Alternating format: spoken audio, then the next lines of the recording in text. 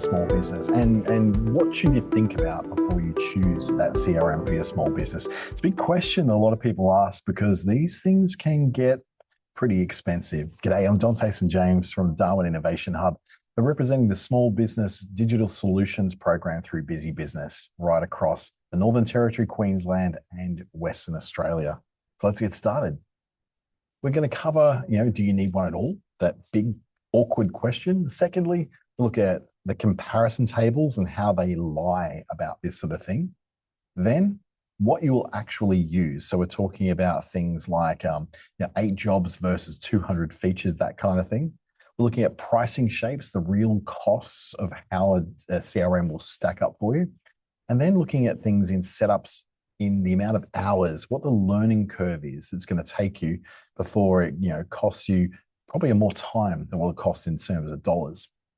And then from the Australian side, what things you need to be aware of, the regulatory concerns, unfair contract terms, privacy, and GST as well. First of all, we're going to ask that really big, awkward question. Do you actually need a CRM at all? Because the answer to a lot of small businesses is absolutely not. 50% of businesses under 10 people in size can run very easily without a CRM. They can run using a system of spreadsheets. I've seen much larger businesses run a lot of their stuff from spreadsheets as well. 25% of small and medium businesses run contracts from that spreadsheet. So that's a very common thing to do.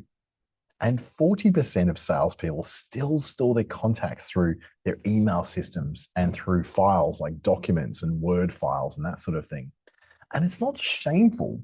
For a lot of people, it's actually a very rational decision to make. And the rational decision is because, well, let's face it, a CRM is only something you really need if you really need it. So what we're going to take a look at is some of the reasons why you might need one. And they're probably a little bit of what you expected and a few things you didn't. So if let's just say, for instance, we'll tick through and you'll be sent this if you registered for this webinar through the Digital Solutions Program. Ask yourself, if 2 of us have contacted the same person the same week, so you've got a sales team and 2 of you have contacted the same person to do some kind of follow-up or some kind of sales call. If that's the case, yeah, at the moment you may not need a CRM, you just need to communicate better. But then if you had a quote or a follow-up that got dropped because it lived in someone's mailbox who was on leave, starting to get a little bit more awkward now. Another business process might be able to help you out with that one. If you can't answer how many jobs you currently have running right now without checking 3 different mailboxes, 3 different places, and 3 different people's heads, we're starting to get to the point where we might actually start to need a CRM. Once we start adding that customer history is sitting inside someone's head, you need to chase someone who already paid because you hadn't seen that updated in your CRM, or you get more than 20 inquiries a month. Yeah, here we go. We're starting to get to the point where we need a CRM. Add in all these other factors, and yeah, you may need one. But when you start to remove some of these, like I lost a job purely because I answered too slowly, yeah, spreadsheet has duplicate rows I stopped fixing, I want to send a newsletter to a list I actually own, yeah. What we're doing, we've got a lot of things that we're doing, but we don't necessarily need a CRM for all of them. So how do we then start looking at what the CRM is that we may need to look at? We don't necessarily need to know everything about a CRM, and we certainly won't use everything inside a CRM. But a spreadsheet is a single point of failure. And most of the problem is that you'll have, say, for instance, if you've got leads following up, so you've got 2 people who are your salespeople, and they've both called that lead in the same time. So what happens is that nobody had visibility of the other person's follow-ups or what they were doing or where they were going. There was no notes because it's a spreadsheet, right? And even though you might have room for maybe notes and little and comments on a spreadsheet, nobody really looks at those. It's a little bit hidden away. So in the demo of a CRM you're looking at is to ask every one of those different CRMs really to show you one contact record with all the activity from all people on it. And that's something you can do in a demo of a CRM. So I can go into, say, High Level or HubSpot and be able to see that there's going to be notes that are left against a particular content. And then there's gone to Bali problem because a quote went cold and lived in someone's inbox and they went to Bali. So the person who owned it went on to leave and the job kind of toddled off to Bali with them. And this is a really expensive failure because it means that as soon as someone steps away for their 2 weeks, 3 weeks, 4 weeks annual leave, nothing happens. No new work comes in, or really vital business processes get dropped. So you need to ask yourself, can a second person see an actor on those open quotes without having to hit up the person who's currently in Bali having a cocktail by the beach? Big problem. Then there's the export scramble of how many things you have going on in the business at the moment. And all these people start exporting all their different roles that they and all the different jobs they've gotten. Oh, here's my spreadsheet with my roles and my jobs on it at the moment. There's no shared definition. You can't just go to one place and say, this is what we've got going on right now. So what you would need to do is ask to see a pipeline view that a non-personal, non-technical person can read in 5 seconds. For example, if I go into one of my systems, so I'm using one called TrueBlue Connect, which is through the Go high level system, I can immediately, once I log in, go in to see how my pipelines are performing. And I've got an example in here set up for you once it does load up. It's just taking a second. So if I look at that, I'm looking at the opportunities. This is my pipeline. So you can also see I've got training leads over here. So I go to my opportunities and I'm looking at specifically the opportunities for the AI training leads. So I've got these people have come in as leads. These are mostly spam. So I see they're from a country with a foreign code there. I know that's spam. I can wipe that out. It's not actually really a person. It's someone trying to sell me something, usually SEO services or web design services. Lau Weber sounds like a fake name straight up. A 611-1300 number, maybe. It looks like a student that might be at a university. This one could be someone I can follow up. It's to do with some AI training. So that might be something I need to look up. So that's one that I can then put across to someone I need to contact. Or in the case of Deborah, not a real person, a 19 phone number. It's a spammy thing. Brown Bridge Doc. I have no idea who that is. That's definitely not a proper lead. So I can look at those ones. But this one, Lau Weber, might be someone I need to look up and follow up and see if that's a real person, and then let them know, hey, thanks for your inquiry. How can I help you? So as we return to here, we go, well, if there's a single place that has all that information, that's a lot more helpful than having to go to lots and lots of different places. One screen and all my team and all of the things that are happening can be seen in there. And then there's the single head that holds all the information. This is where we're talking about everything living inside someone's brain. When that person goes away on long service leave, retires, or even just goes to Bali, it's a big risk, not just an inconvenience. It's not just, oh, God, I wish she was here so I could ask her. It's actually a business continuity problem, because if all that knowledge goes with them, then there's a real big hole in the knowledge of the business and people can't answer the questions that clients are asking them. The problem is, though, when we go to look at all these different things, what we need to do is go, well, okay, what am I looking at in these comparison sites? What's truly being said? Because there's one which is called Capterra, and what they do, they sell a pay-per-click model. So vendors bid for a position, so they pay to go up to a position in the list of all the different things in that category, and they pay for about $2 a click to pass $20 in very hot, very expensive categories. So, for instance, if you've got a CRM that costs you $1,200 a year, you could probably sink $20 into that click to get it higher on the list. It's like searching on Google. You're paying for a position, which is kind of terrifying because these are comparison sites and they seem to be very poisoned with who's paying the most. G2, which is another major comparison site, actually sells subscriptions. And what they're looking at, the midterm kind of contract is about $27,000 a year. So you can guarantee that those who are paying the $27,000 are going to be right up the top of the list and rated much higher than the things that didn't pay. And this year, G2 actually bought Capterra and GetUp and Software Advice for $110 million. The reviews are real, though. The reviews are put in by real people. But the ranking, in order of when you read them and when you see them, that is a position that they actually pay for. So they're two very different things. The user reviews are about 51%. The comparison, and this is how we buy our different pieces of software, particularly CRMs. So Australians will about 51% of the time look at user reviews.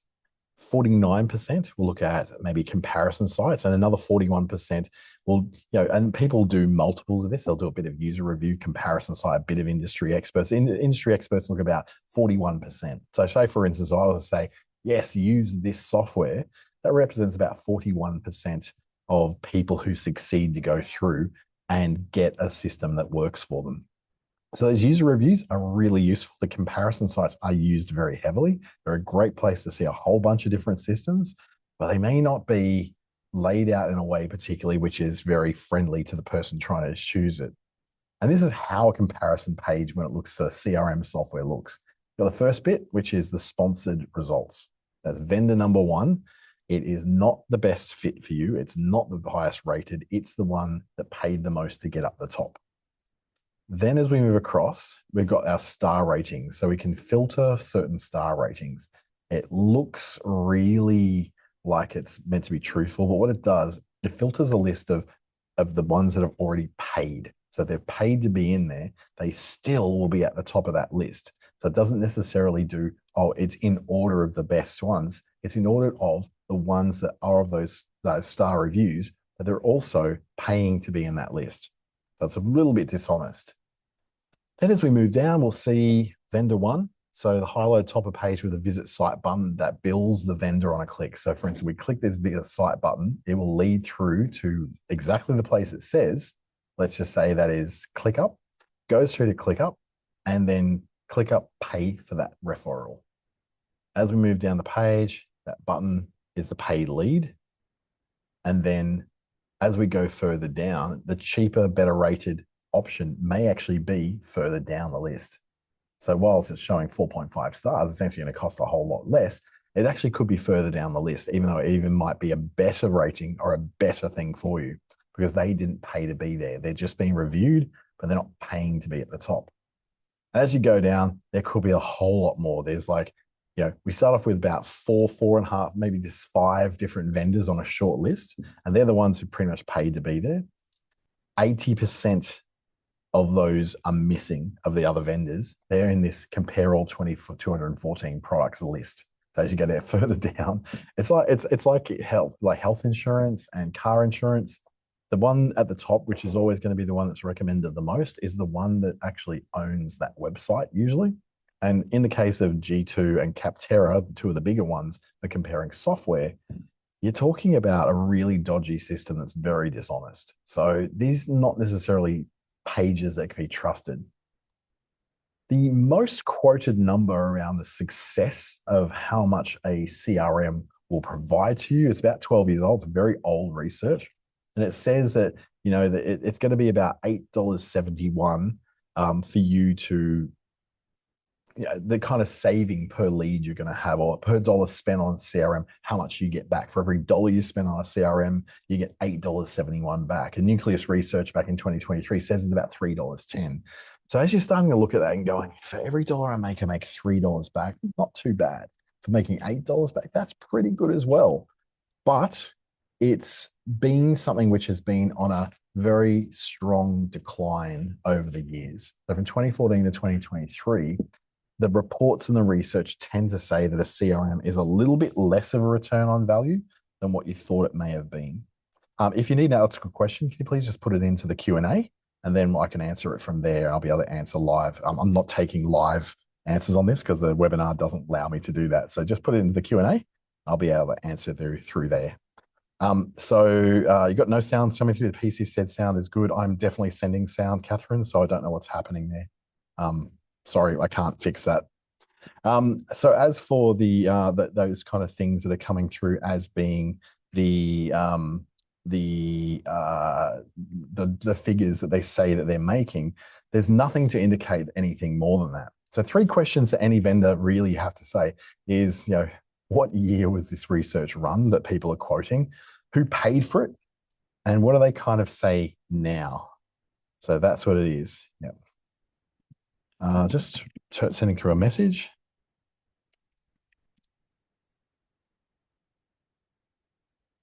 Okay, so you'll use about 1/3 of a CRM. That's roughly how much you will use. You won't necessarily use all the features of a CRM. You'll use roughly around a third. And what that means is that you're then in a position where, are you getting the best bang for your buck? Or are you just really just paying for something that you want the idea of having a CRM? So 66% of SaaS licenses, and that includes, our CRMs, will use only pieces of it. 43% of CRM users touch under half of their features. 27% reckon that what they've spent on their SaaS products like CRMs is wasted money. And for each of us, whether we're a one-person business, two-person business, something like that, subscriptions are around 28 subscriptions per average 10 persons. When you start to look at this, you've got to ask yourself, do I really need another piece of software? So what we need to do is then figure out what it is in the software that we need to do. So do we need to store a contract with their full chat history of all the emails that have come through? Yeah, that's pretty good. So your CRM requirements may need this. And this is where you might be able to put this into a chat GPT or something. And you say, these are all the things I need to do. So showing a job, where the status of where a job is at. You might want to show it to go, remind me to do something on a date. Yeah, I want that. Templated email or SMS. Absolutely. Sending out a newsletter. Sending to a group with a working unsubscribe. Yep, perfect. That's pretty much Spam Act compliant. We need to do that. Logging a call. So I want to be able to log what was said in a call and what time it happened within 15 seconds. Yep, let's do that. Showing you everything that's gone quiet. No activity. Yeah, not so much. Export the lot to CSV. Absolutely, I want that. Two-way email sync. Yeah, I definitely want it. So what's showing my email shows in my CRM. And if I email from the CRM, it also shows in my email. And counting software, maybe not so much. So we're getting so broad. So what two of these can we kind of kick it back and say, what can I not live without? What could I live without, within for about 6 months? So logging a call, sending, like I could probably go without the email or SMS. So let's get rid of that. Okay, this is about the amount of jobs I'd need to do. So what I could do is take that set of requirements, go into something like, let's say, let's go into ChatGPT. And inside ChatGPT, we can ask that, well, these are my CRM requirements. And it's going to look in, find us some kind of requirements for that. So what we can see that may be there.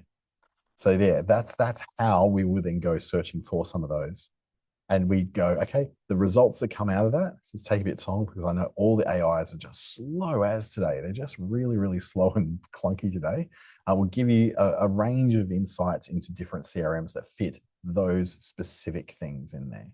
So hopefully that's something you can do. So then when it gives us our big list, which is starting to come through very slowly, probably would have been faster. I did it on Google's Gemini. Let's try Gemini and do it from within there. Let's ask that same question. They'll probably come back with a much faster answer, hopefully. ChatGPT, okay, so it's got all these options. It's going to then start building us a bit of, are we assessing a short list, vendor demonstrations, or both? I want to show a short list. That's going to show me a short list of those vendors. Gemini is still working over there. And we start to see some of the recommendations that come with the specific details that we wanted from here. So we build a tight short list, probably 4 options, cheapest quality, qualifying tier for 1 user. That's good. It'll then start to bring out those recommendations for you. So I'm not going to wait for ChatGPT to do its thing. We'll move on. The pricing shapes you see to see is like the idea of a per person or a per seat. You pay for each person who logs in, basically. So Pipedrive runs between $14 and $79 per user per month, as an example. And normally annually that will come, down per user, monthly, that comes up to $24 to $99. So what they generally do, they'll price you per person. You'll be able to get in that way. You can also do per contact. The HubSpot does this. So they've got a marketing starter, which is all about really your email list that you're posting out to. So the HubSpot marketing starter, about $15 to $20 per seat with only 1,000 contracts. But the trap is that, extra contacts, they build them in blocks. So it could add a little bit more up in there from $35 to $50 per 1,000 extra ones. So you're going from paying, around about $20 per person with a minimum of 2.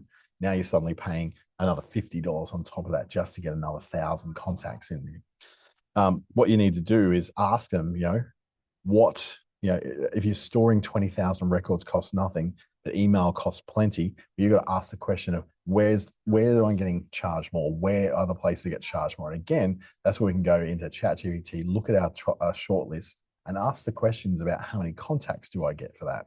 So knowing the right questions to ask will be part of what I send you as part of this guide at the end of this webinar. There's a per cliff, which means you get to a certain point, and then it just sort of falls off a cliff and then costs you a whole lot more, the depth of what you need.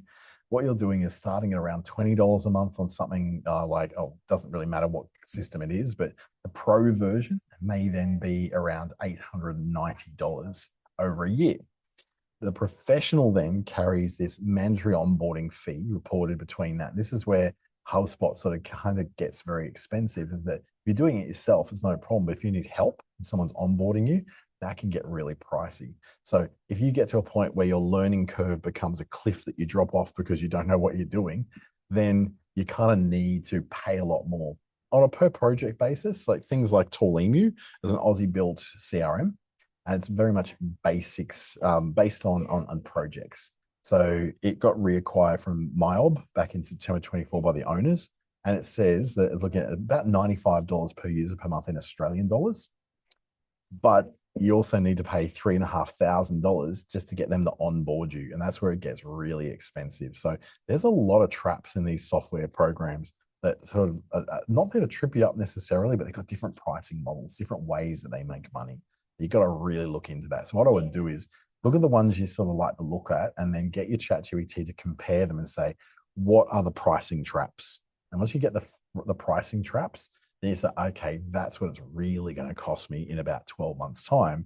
And in the case of something like HubSpot, that can go from $99 a month up to $3,000 a month really, really quickly.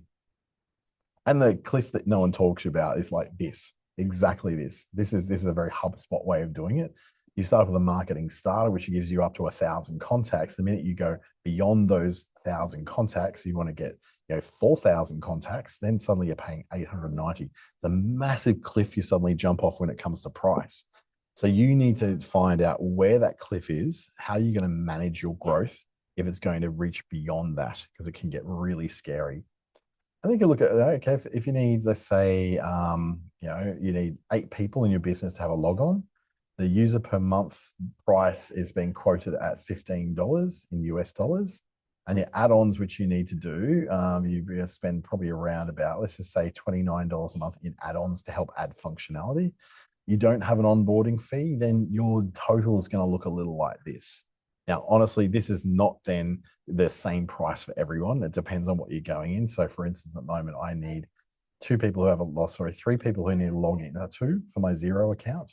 Price per month started out is like about $110 now a month. The add-ons, well, let's just say it's actually around about 79, I think it is now. I've got add-ons which cost me extra $75. There we go. And there's no onboarding fee. So that's what it's costing me per year to run my accounts. That's pretty bad. So I don't know what's going on there. So yeah, hopefully that's something which gives you an idea of where it can work.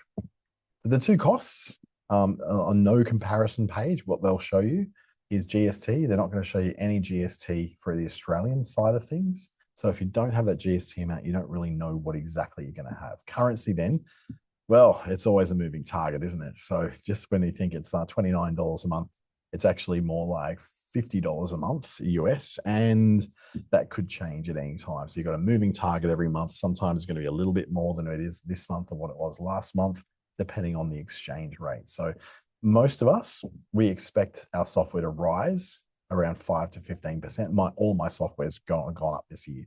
All got more expensive because the exchange rate's a bit unfavorable at the moment, but also all the different companies are trying to squeeze more money out due to cost of everything, basically. The cost of their data centers, the cost of their bandwidth, the cost of their staff, everything's gone up. So has their subscription costs as well. The setup, this is really scary because there's certain things you do in a setup which are going to cost you time. Data migration is one of the biggest ones, and delays due to people having to give you data to migrate and the vendor trying to help you set things up. They're going to cost you in time. The budget overrun is really just a dollar amount. It's the time that really kills you. The integration of the systems you've got, the training of your staff, the compliance with security processes within your business or within your prime contractor that you work with. That's the sort of stuff that's going to cost you dearly in time. So then when we start to go, well, if it's worth that time, we understand all the pricing, we get where we're going, what do we do next? And that's where we start to look at the features. So when they say unlimited contacts, right? What we want to do is that the bill is running on the number of marketing contacts, meaning you can actively email. So 20,000 records cost nothing, but when you send it to all 20,000, that may actually cost you money. So unlimited contacts is one thing, but it doesn't mean unlimited email send. So for instance, in my CRM, I've got unlimited contacts, but I've got a limit of how many emails I can send in one day, which is currently around about 15,000. So what happens is most of my lists, all my lists goes out in one day, but I couldn't send out 2 lists in one day because one of my lists has got 17,000 people on it. So in that case, yeah, it's getting to that point where I'm not worried for now. It's slow growing, but if it grows if it grows like 5,000 more people, I'm going to have a problem. The email integration is something which you're sending email from the system, not just from your email. Two-way then means that you're sending email from your system and it shows in your email as well. Or you send an email from your email and it shows in the system as well. So everything you're doing in one shows up in the other. That's a really handy feature. AI powered usually means from help writing an email or predictively scoring the quality of a lead that's coming in. So what you really need to ask is what is AI powered in this system, and just put it into, again, ChatGPT or Gemini or Claude and ask them, what exactly is it that's AI powered about this system? Because are you going to use that feature, or is it just power you don't need? The free plans are also very real, but also a bit of a strategy, because the free plans usually genuinely free for lots of people on platforms, but it is also something where you go, what someone's making money out of this, how are they doing it? And it's usually because there's a certain point you grow to and then you start paying. So it's always it's like the cocaine trick. The dealer gives you the first shot for free. And then, after that, you're an addict and you want to buy more. So in the case of these, you can get very much into your HubSpot and suddenly you need to pay $890 a month. And you're like, oh my gosh, it's easier just to pay it than what it is to move to something new. And you're stuck with a system you don't necessarily want to use at that price. Onboarding being included.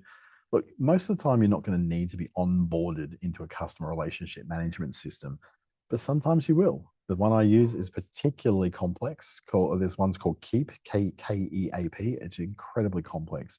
Zoho CRM, incredibly complex. HubSpot, also complex. They're all very complex, but you just go one step at a time. What is the first thing you want to learn? Then learn that and then move on to the next thing. So you don't try to do everything from day one. You just do one task in there. For me, it was just integrating my email marketing list. That's the first thing I needed to do. Once I got that conquered, then I moved into the actual CRM side where I'm using customer records. And then I moved into opportunity and lead generation. So when things are coming in, how to score them, how to place them, what to do with them, how to automate an email back to them, all that sort of thing. Integration with your accounting systems. I haven't got that. I don't need that so much because everything I've got is basically an opportunity that I go on manually will set up some kind of invoice for it. At the moment, the volume I've got does not need me to automate that, but you may need that. So for instance, every time someone books in something, it integrates with Xero, it pays the bill, it generates an invoice that goes out to someone that becomes their tax invoice. That might be something you need to do. Not many of you are going to need to do that. Australian support, it's got to do with times. Most of these international companies now have 24 hours support because it follows around the world. They've got a team in America, they've got a team in Asia, usually in Singapore or in the Philippines, and they've got a team handling Europe and Africa at the same time. So generally these are okay. But having Australian Eastern Standard or Central Standard or Western Standard times with a real human and a human who can answer in your language is really helpful. Offshore chat, though, which is usually just through the chat bot. Sometimes it's AI, but most of the time it's a person responding at the end too. They could be anywhere. So having that chat is actually really quite useful. for those of us who are not really phone people. And you need something which scales with your business. And there's sometimes a warning as the price goes up as you grow. So you find more contacts, you have more records in there, you have more people coming on board who you need to have logins. The bill is going to go up. Whether your revenue goes up or not is regardless of whether the bill goes up. They've kind of locked you in.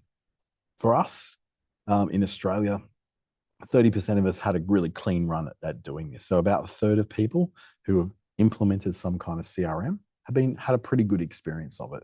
That's not great. Only 30%, right?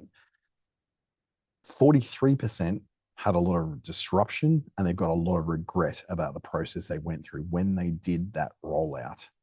47% regret at least one purchase they made of a system, usually the CRM.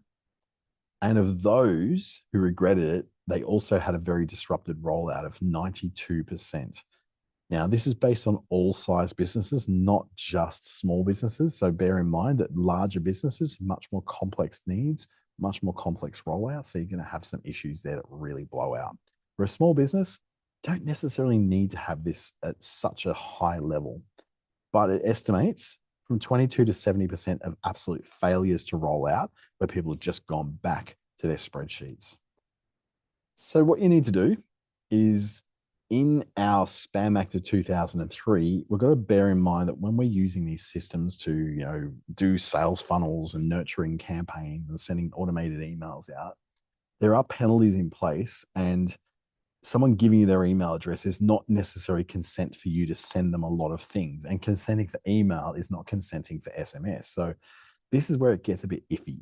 The Spam Act of 2003 is about to become very, very noticeable for businesses under the $3.5 million mark, where, say, for instance, the maximum penalty per day for a big corporation could be up to $3.13 million for sending out lots of spam. Over the last 18 months, $1.15 million of spam and telemarketing fines are being handed out. So it's something which the government is actually following up on through the Australian Communications and Media Authority.